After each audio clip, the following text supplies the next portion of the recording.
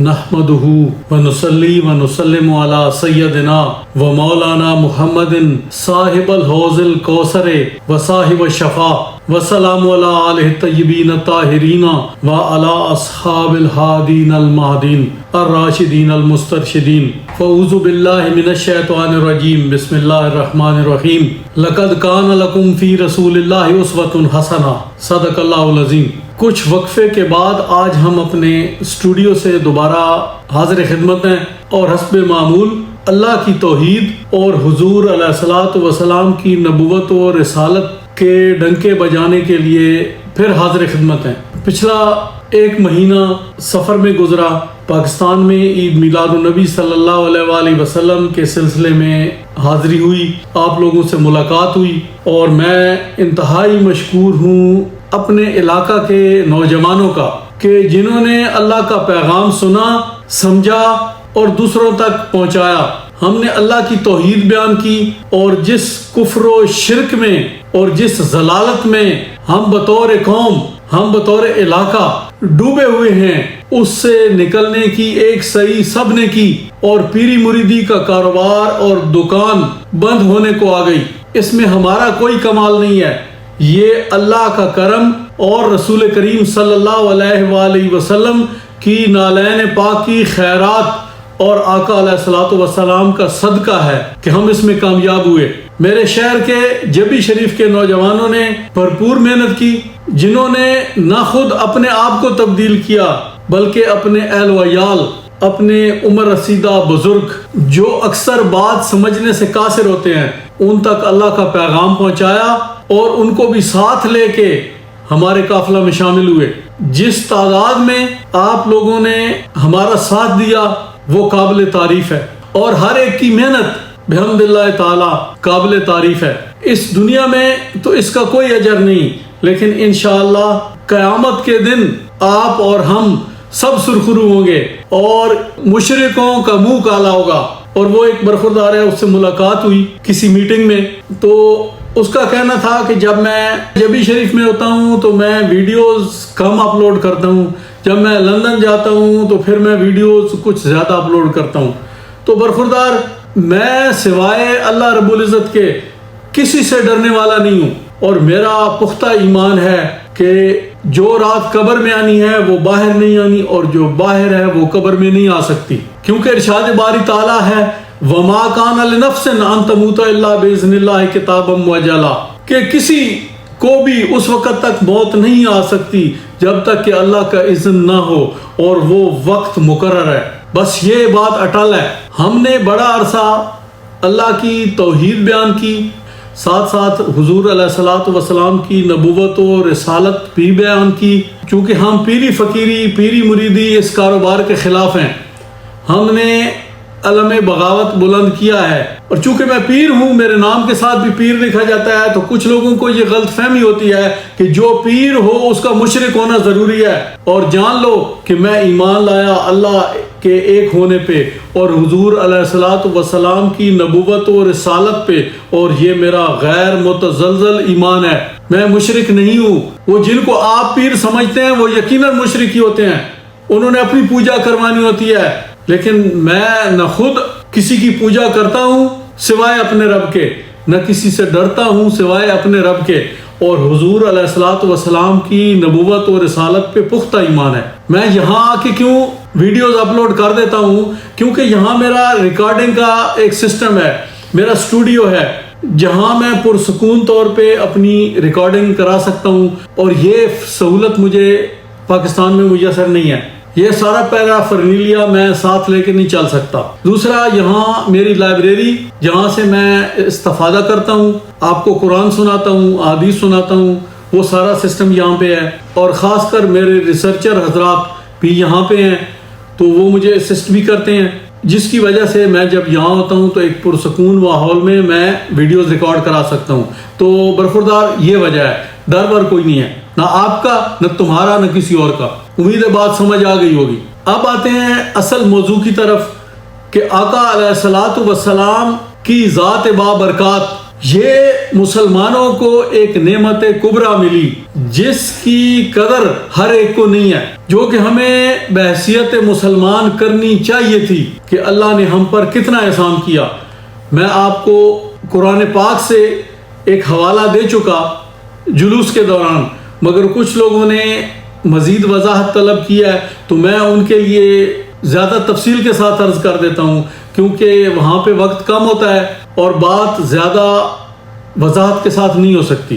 سورہ انفال ہے، تو میں آپ کو قرآن پاک سے حضور علیہ الصلوۃ والسلام کے وجود پاک کی برکت اور آپ کی وجہ سے اللہ کا عذاب نہ ہونا ایک خاص واقعہ میں سنا رہا ہوں۔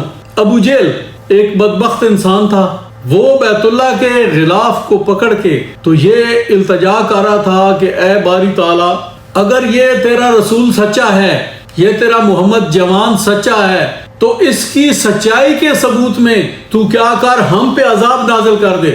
اور عذاب بھی کیسا مانگ رہا ہے؟ بیت اللہ کا غلاف پکڑ کے فَأَمْطِرْ عَلَيْنَا حِجَارَةً مِّنَ السَّمَاءِ أَوْ ائْتِنَا بِعَذَابٍ أَلِيمٍ کہ اے اللہ، اگر یہ تیرا رسول سچا ہے تو ہم پہ پتھروں کی بارش نازل فرما دے، ہمیں تباہ کر دے، ہمیں رگڑ دے۔ ہمیں پتھروں کی بارش منظور ہے، اس محمد کا کلمہ منظور نہیں، اس کی غلامی ہمیں منظور نہیں۔ اب یہ بدبخت عذاب بھی خود مانگ رہا ہے اور موقع بھی ہے، اور ایک دن بھی گزر گیا، دوسرا دن بھی، تیسرا دن بھی۔ جب خود عذاب مانگ رہا ہے تو ہر کوئی انتظار میں ہے کہ اب عذاب ضرور آئے گا۔ صحابہ بھی انتظار میں ہیں، یہ اللہ کا رسول تو سچا ہے، اب عذاب آ کے رہے گا، سب انتظار کر رہے ہیں۔ جبریل امین حاضر ہوئے تو آقا علیہ الصلوۃ والسلام فرما رہے ہیں کہ اے جبریل، کیا ہم سچے نہیں ہیں؟ یا رسول اللہ آپ سچے ہیں، یہ عذاب خود مانگ رہا ہے اور پھر بھی عذاب نہیں آ رہا، وجہ کیا ہے؟ تو یہ آیت نازل ہوئی اس سے اگلی آیت نمبر 33 سورہ انفال، وَمَا كَانَ اللَّهُ لِيُعَذِّبَهُمْ وَأَنْتَ فِيهِمْ اے رسول، میں ان کو کیسے عذاب دوں؟ مجھے یہ زیب نہیں دیتا کہ میں ان کو عذاب دوں جبکہ تو ان کے درمیان موجود ہے۔ اے حبیب، میں نے تجھے رحمت للعالمین بنا کے بھیجا ہے، اس لیے تیری رحمتوں کے سائے میں عذاب کیسے بھیجوں؟ اور یاد رکھو، جب عذاب ہوتا ہے اور پتھروں کی بارش ہوتی ہے تو پھر اپنے پرائے سب رگڑے جاتے ہیں۔ وہاں صحابہ بھی موجود ہیں، اے حبیب آپ بھی موجود ہیں، آپ کے ہوتے ہوئے میں نے کیسے عذاب دوں؟ اور یاد رکھو، ایک بات اور بتا دوں، یہ قرآن، یہ اللہ کی کلام، ھذا کلام اللہ، ان ھذا القرآن یہدی للتی ہی اقوم، یہ تمہاری ہدایت کے لیے اتارا گیا ہے۔ تو یہ قرآن جب سے نازل ہوا ہے، اس کا کوئی لفظ، اس کا کوئی حرف تبدیل نہیں ہوا، نہ اس کی زیر زبر میں فرق آیا ہے۔ 1500 سال کم و بیش ہو گیا ہے قرآن کو نازل ہوئے، اور آج تک دنیا کی کوئی ایسی کتاب نہیں جس کو کوئی زبانی یاد کر سکے، اور صرف مصحف شریف کتابی شکل میں نہیں ہے، مسلمانوں کے سینوں میں موجود ہے، لہذا اس کی حفاظت کا ذمہ بھی اللہ رب العزت نے خود لیا ہوا ہے۔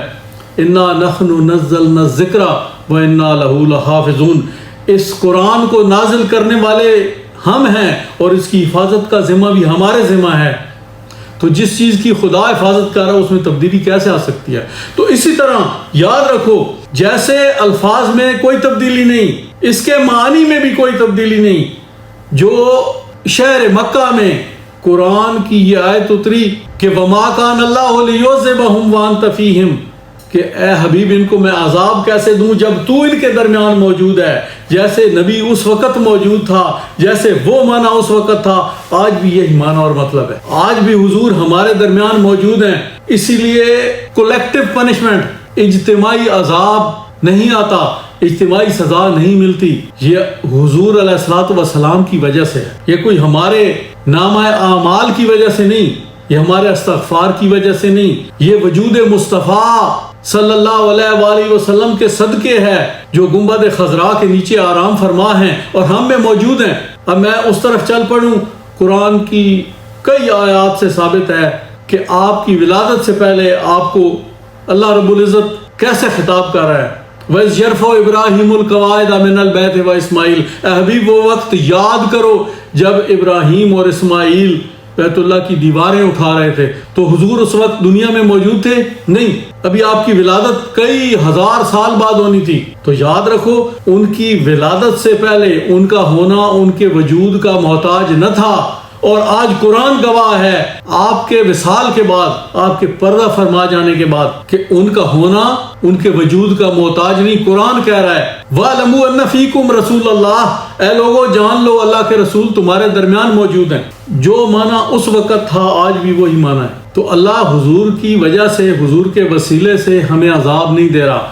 یہ حضور علیہ الصلوۃ والسلام کو سنگ مرمر والی قبروں میں لیٹے ہوئے بابوں کے ساتھ تقابل نہ کیا کرو۔ یہ چور چکے اور ہیں جن کے ہم خلاف ہیں۔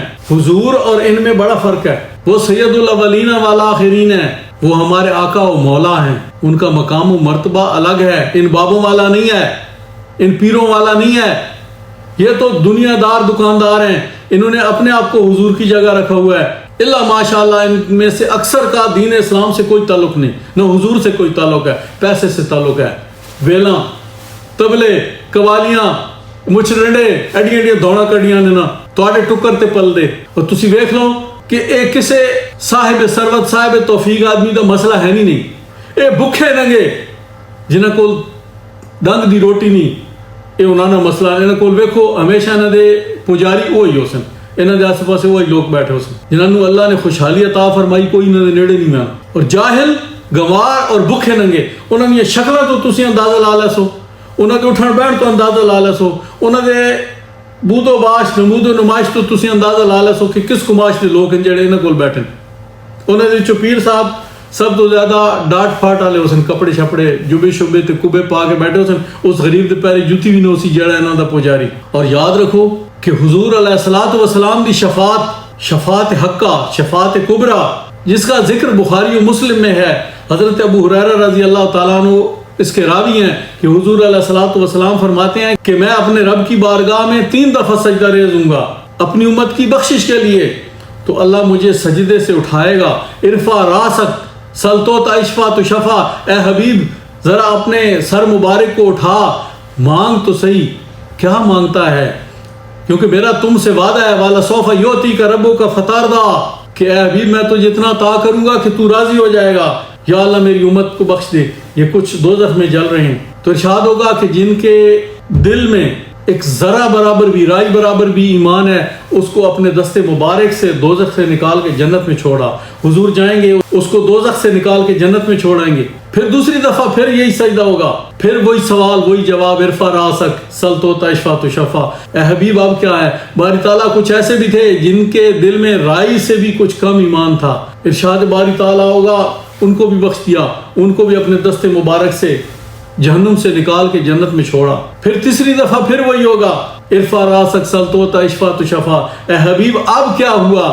باری تعالیٰ کچھ ایسے بھی تھے جن کے دل میں اس سے بھی کم تھا، او ادنا اس سے بھی کم۔ تو اے حبیب اب تو ہی بتا کیا چاہتا ہے؟ تو حضور فرماتے ہیں میں عرض کروں گا رب ذلی من قال لا الہ الا اللہ داخلہ الجنہ، اے اللہ اب مجھے اجازت دے دے کہ جس نے زندگی میں ایک دفعہ بھی لا الہ الا اللہ کہا میں اسے جنت میں چھوڑا ہوں۔ تو وہ مالک یوم الدین ہے، اس نے کسی سے پوچھنا تھوڑی ہے۔ اے حبیب آج تو تجھے راضی کرنے کا دن ہے، والا سوف یوتی کا ربو کا فتاردہ، جا ان کو بھی نکال کے چھوڑا۔ جب حضور علیہ الصلوۃ والسلام آخری امتی کو بھی دوزخ سے نکال کے جنت میں چھوڑائیں گے، جب آخری بھی جا رہا ہوگا تو حضرت مالک علیہ السلام دروغہ دوزخ عرض کریں گے یا رسول اللہ اب اس کے بعد آپ کا کوئی امتی جہنم میں نہیں ہے سوائے اس کے جس کو قرآن نے روک رکھا ہے۔ اب وہ کون بدبخت ہے جس کو قرآن نے روک رکھا ہے؟ وہ ہے انہ من یشرک باللہ فقد حرم اللہ علیہ الجنہ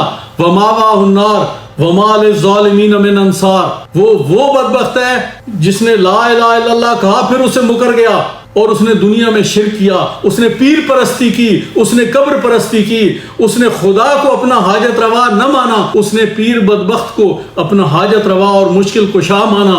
یہ وہ مشرک ہے جو جنت میں نہیں جائے گا، اور قیامت کے دن اس کا کوئی حال پوچھنے والا بھی نہیں ہوگا، اس کا کوئی پرسان حال نہیں ہوگا، اس کو حضور علیہ الصلوۃ والسلام کی شفاعت بھی کام نہیں آئے گی، یہ ہمیشہ کا دوزخی ہے۔ تو میرے بھائیوں بچو ان بدبختوں سے، نکالو اپنے آپ کو ان کے چنگل سے، مت اپنا رزق حرام کرو، اپنی حلال کی کمائی ان کے چرنوں میں مت پھینکو، واللہ ان کا دین اسلام سے کوئی تعلق نہیں، یہ صرف آپ کے پیسے کے پجاری ہیں، یہ طبلے کوٹنے والے، یہ ڈھولکیاں بجانے والے، یہ ہارمونیم پیٹنے والے، یہ ان کا کاروبار ہے، آپ کی کھال ہے، آپ کی چربی ہے، ان کی خوراک ہے. وما علینا الا البلاغ.